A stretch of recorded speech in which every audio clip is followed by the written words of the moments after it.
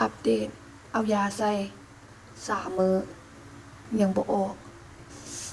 เขาจะบอกว่าให้เอาเข็มเจาะตึมน้องเบิ่งว่าจะเสาบ่ใส่แล้ว แต่ว่าก็เจ็บมาได้3 มื้อแล้ว สิไปต่อหรือพอซำนี้เนาะตัวเจ็บแล้วออกก็บ่เป็นหยังเนาะเจ็บแล้วมันบ่ออกนี่เต้อืม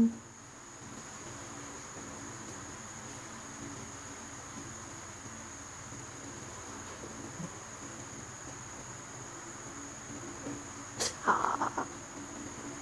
มันต่างจนแดง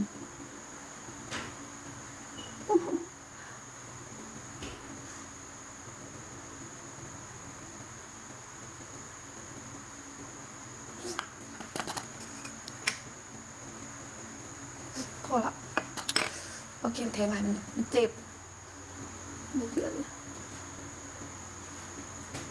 โอ้ย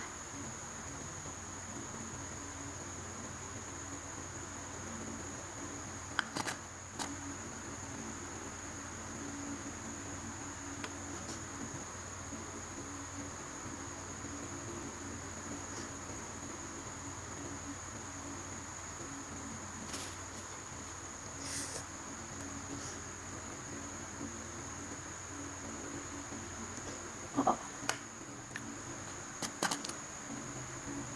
เวลาอืมแสบเวลาเอายาใส่แล้วมันจะแสบจี๊ดขึ้นสมองเลย